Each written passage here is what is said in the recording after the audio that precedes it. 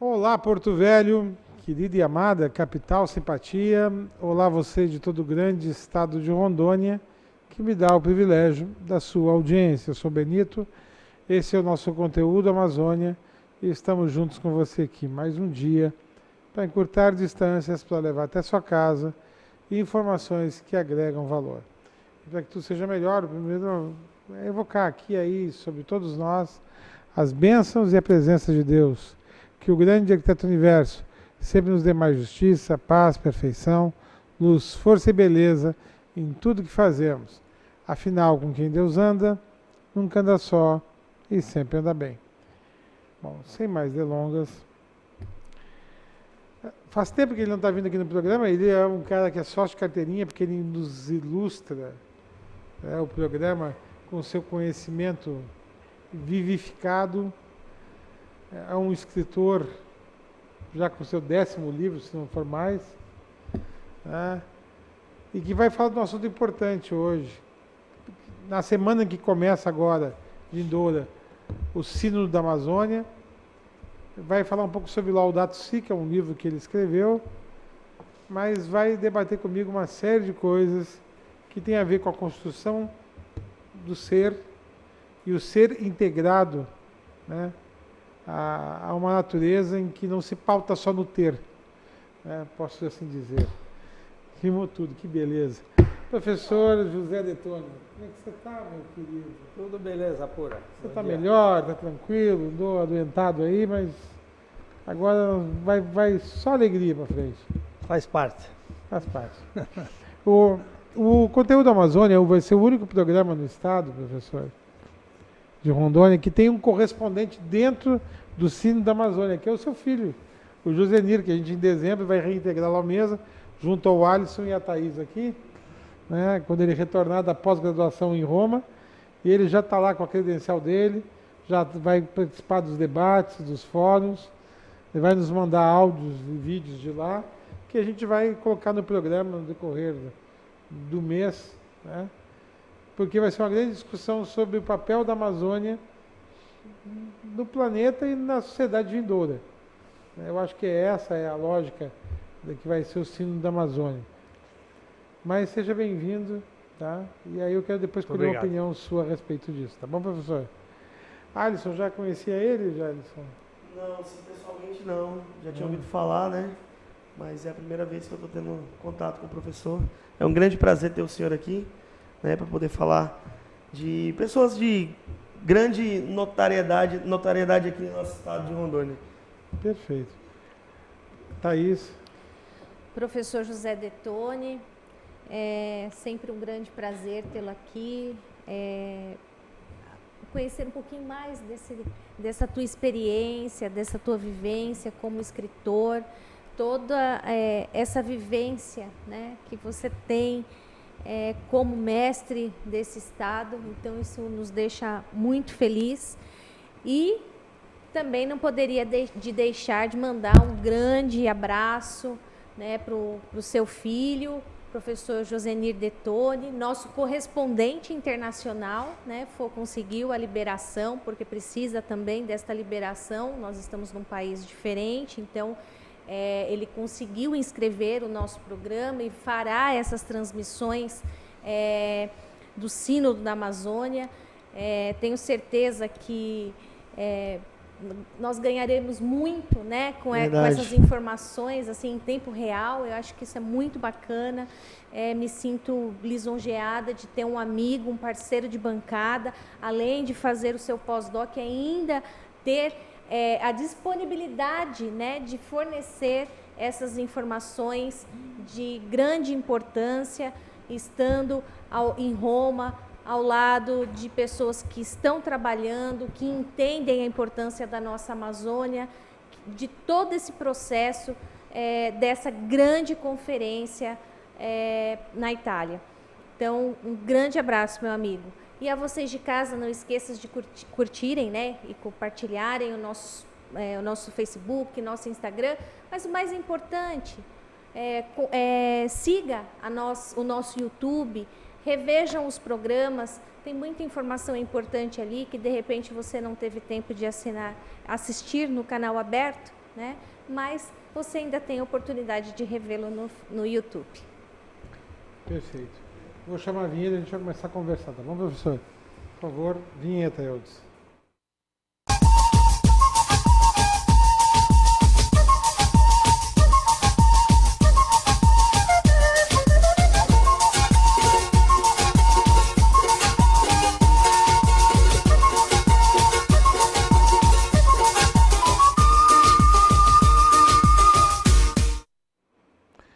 Ó, deixa eu pegar aqui o livro Laudato Si. Quer dizer o que em latim mesmo, professor? Deus seja louvado. Deus seja Ou louvado. simplesmente seja louvado. Seja louvado. Isso é do Papa.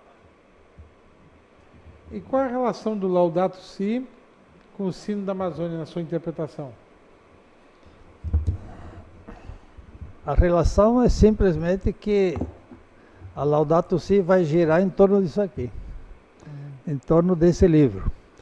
Lógico que não exclusivamente, mas a finalidade da Laudato Si é especificamente eclesial. É uma assembleia de bispos do mundo inteiro, e muito particularmente dos bispos brasileiros e mais particularmente ainda os bispos da região amazônica, brasileira e internacional. São 9 países amazônicos, né? E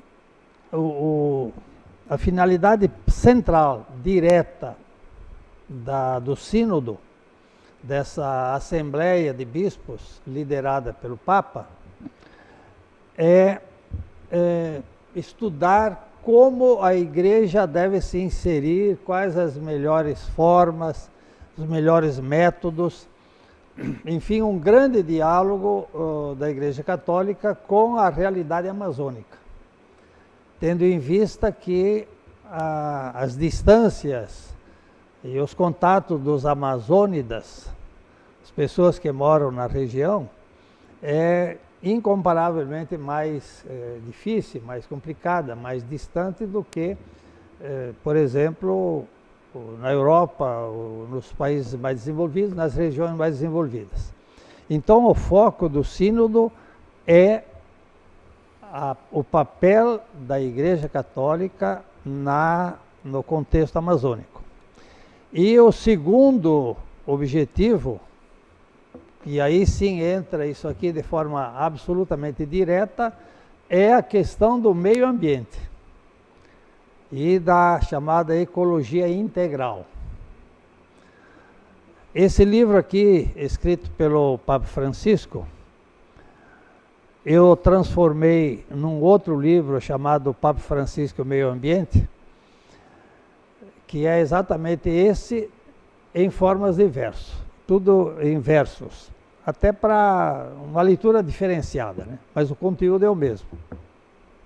Então, o Papa Francisco, preocupado com a realidade ambiental do mundo inteiro, preparou, evidentemente, com auxílio de especialistas de muitas áreas, especialmente da questão ambiental, e publicou esse livro aqui. Laudato Si é uma parte do verso do famoso hino de São Francisco, o hino às criaturas de São Francisco de Assis. Ele começa assim: louvado seja meu Senhor, e aí ele vai descrevendo a lua, o sol, etc. É poesia, é teologia e é especialmente ecologia. Então o título desse livro, vejam bem, Laudato Si. Qual é o assunto? Sobre o cuidado da casa comum. Esse conceito de casa comum, que é o conceito-chave do livro, deve ser desenvolvido, aprofundado, entendido e vivido por todas as pessoas do mundo inteiro. Por quê? Porque nós temos duas casas. Aquela onde nós residimos, bem ou mal, os ricos têm palacetes, os medianos têm suas casas e os pobres têm nada ou alguma coisinha, tipo um barraquinho. Pois é. Mas todos nós, ricos ou pobres, temos uma casa comum. Qual é essa casa comum? É o planeta Terra onde nós vivemos. Isto pode ser considerado um pouco de forma poética, que é importantíssimo também, mas é absoluta realidade. A palavra interdependência é a palavra-chave para entender isso. Nós não somos seres independentes. A partir até, aí seria um detalhamento que não vem ao caso, mas até para entendermos. O nosso próprio organismo é uma interdependência permanente.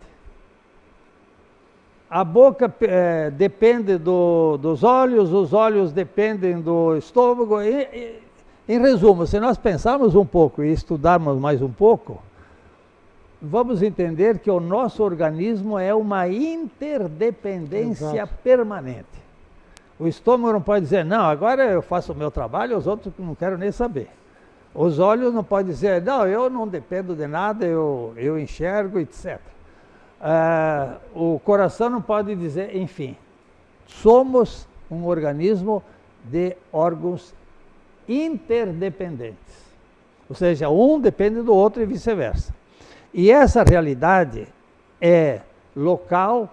Uma cidade, por exemplo, um bairro não é independente do outro bairro. Um bairro não é independente do centro da cidade. Uma família não é independente.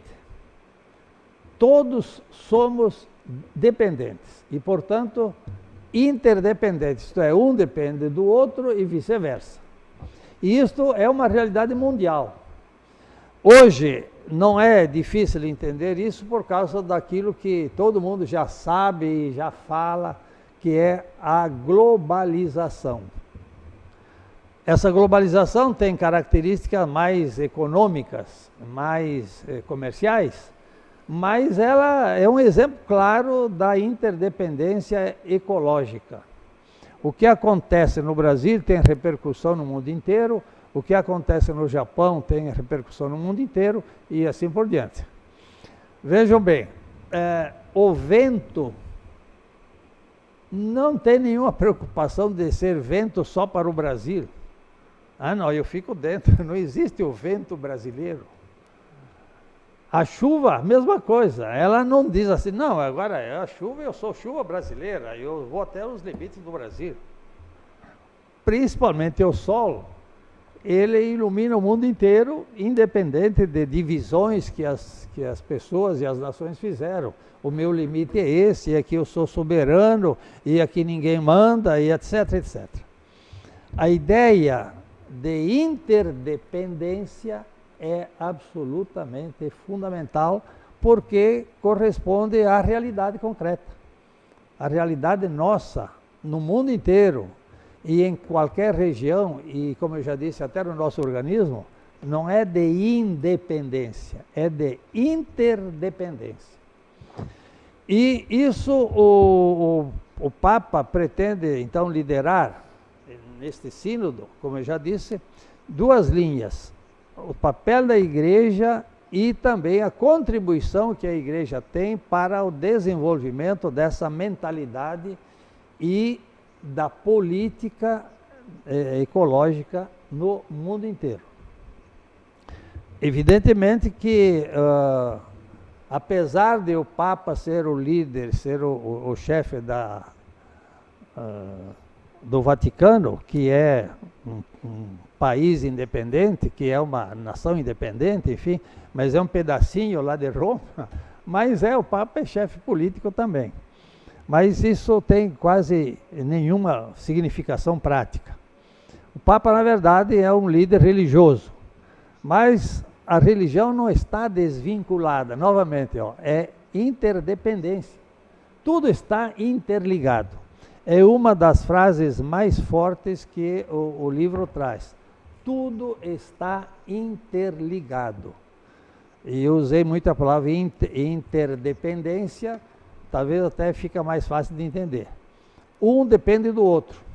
Na natureza também é assim. Os animais dependem das plantas, as plantas em parte dependem dos animais. Enfim, há esta interligação. A contribuição do Papa e do Sínodo, então, é num duplo sentido. Dentro da igreja, qual,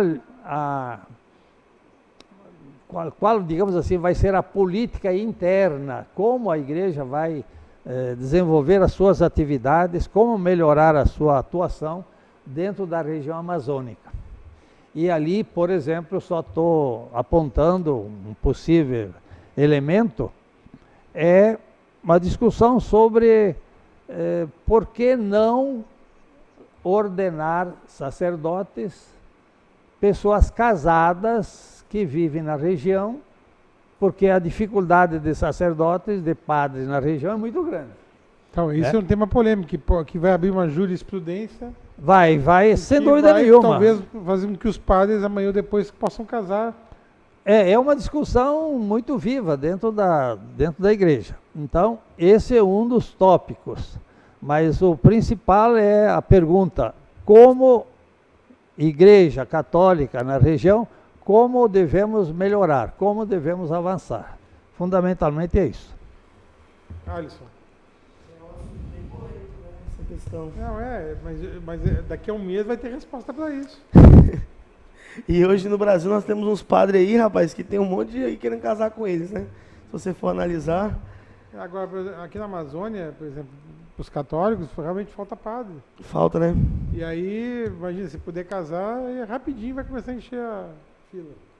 Engraçado que nos Estados Unidos, né, lá os pastores são chamados de reverendos, né? E lá, né, eles têm um perfil meio que... Na anglicana, né? que é o que é E eles casam, né? uma divisão. E eles casam, né? Caso. Pois é. Ordeno mulheres também. Hã? Ordeno mulheres. É? Eu acho que o próximo passo, depois de padre casar, vai ser ordenar mulher, né? É uma outra grande discussão e, enfim, análise que é feita no interior da Igreja Católica. Eu mesmo me pergunto, por que a mulher não pode ser ordenada sacerdote? E eu tento dar alguma explicação. Será que é um ser inferior ao homem? E, do ponto de vista filosófico, dizer que sim seria uma grande bobagem. Do ponto de vista da dignidade humana, não há diferença absolutamente nenhuma entre uma mulher e um homem, entre uma criança e um adulto, entre um sábio e um ignorante e assim por diante. A dignidade humana é horizontal, ou seja, todos têm a mesma. É lógico que a partir disso se desenvolve mais um, mais outro, mas a base é a mesma. Então eu mesmo me faço, como católico convicto, etc., eu me faço essa pergunta. Mas por que a Igreja Católica ainda não ordena mulheres? A resposta histórica vai longe, isso aí é um assunto para conversar o dia inteiro. Mas fica essa questão está em pé dentro da própria Igreja Católica. Tá isso. Esse é um trabalho, né, professor, que nos desperta, né, o quanto precisamos trabalhar, né, o quanto precisamos avançar e, de certa forma, nós que estamos inseridos dentro da Amazônia, né, não despertamos anteriormente para isso, né? Precisou um Papa com a sua preocupação do mundo, da melhora dessa construção, do planeta melhor, né? Levantar essa bandeira num outro país para que nós pudéssemos nos mexer, né? E falar, olha, realmente precisamos mudar. Nossas ações precisam ser modificadas, né? E nesse momento eu vejo que aqui, apesar ainda, isso eu já digo como Brasil, apesar de ter esta movimentação, em muitos momentos a gente encontra discursos ainda falando assim, mas o que ele quer, o que ele quer saber, o que ele está se metendo nas questões do meio ambiente do Brasil. Mas a grande maioria dessas pessoas que criticam essa atuação esquece que o meio ambiente ele influencia o planeta, né? O que acontece se nós acabarmos com a Amazônia? Qual é o impacto ambiental que teremos se isso desaparecer no nosso planeta, né? Só teremos problema do Brasil? Obviamente que não. O que vai acontecer se as geleiras se desfazerem? Será que todas as cidades, todos os estados e países, eles ainda continuarão existindo? Ou será que serão derrubadas, sucumbidas pela água, né? Então, toda essa reflexão que traz esse contexto, eu acho que o livro que você traz em versos de uma maneira simplificada, de uma leitura mais leve, né, para nós, mostra que precisamos acordar, precisamos despertar para este assunto. E é brilhante toda essa discussão que a gente vem fazendo e precisamos continuar fazendo mais, né, para que mais pessoas conheçam, para que as pessoas se envolvam.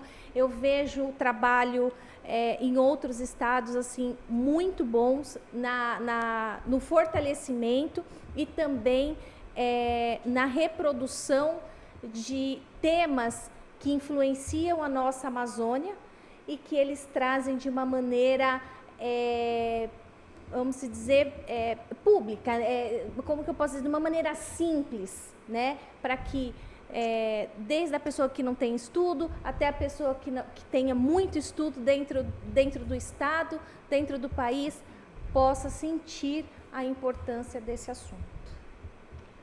Tá, eu vou chamar um intervalo comercial, no próximo bloco a gente conclui dizendo qual é a sua expectativa pessoal, tá bom, professor? Então é jogo rápido, é no lá. Outro cá.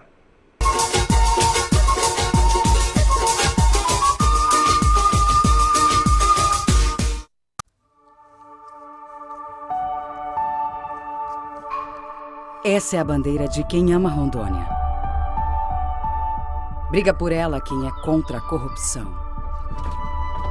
Briga por ela quem está aqui e ajuda a criar leis, como essa que cria o Fundo Estadual dos Direitos da Mulher. Foi aprovada a lei. Ou quem está aqui e fiscaliza a aprovação do orçamento anual, quando os deputados decidem como o dinheiro do cidadão será gasto pelo governo de Rondônia. Honra essa bandeira quem é honesto e trabalha para construir um estado melhor. E quem exige seus direitos e vai à luta todos os dias. Essa é a minha bandeira. Eu brigo por ela.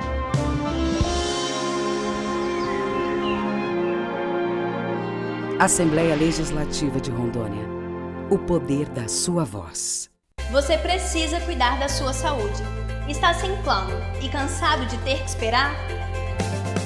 Venha para a Sol Saúde, próximo à Praça da Pirâmide, com as principais especialidades médicas, exames laboratoriais, com toda a atenção e agilidade que você precisa. Afinal, saúde é coisa séria, não é mesmo? Sol Saúde, atendimento popular para toda a família. 3213-0163. O que eu procurei? Tecnologia avançada. Método personalizado. Profissionais com credibilidade. Hospital de Olhos Veloso, o maior centro oftalmológico da região. Há mais de 3 décadas investindo em profissionais, estrutura e inovação em Rondônia. O objetivo é a qualidade de vida de seus pacientes. Diagnóstico e tratamento com excelência. E você? O que você está procurando? Hospital de Olhos Veloso.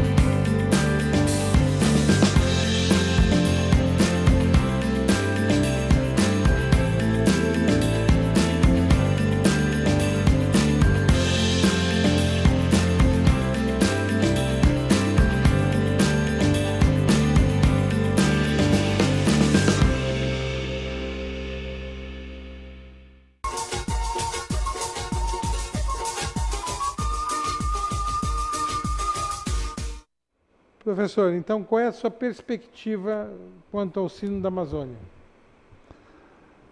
A perspectiva, olhando do seu ponto de vista negativo, vai ser bastante complicado, porque há muitas pessoas, inclusive dentro da própria Igreja Católica, cardeais, que são um pouco contrários a muitas posições do Papa. Mas isso é normal em qualquer sociedade, em qualquer comunidade. Mas a perspectiva, a meu ver, é ótima. Vai ser um grande passo dentro da própria Igreja Católica e vai ser uma grande contribuição para a região amazônica. É sempre importante entender que a região amazônica, nós brasileiros estamos acostumados ao Amazonas, a Amazônia brasileira.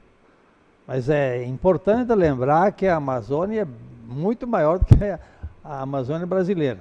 Aproximadamente, eu não lembro dados concretos, mas aproximadamente metade dela é brasileira.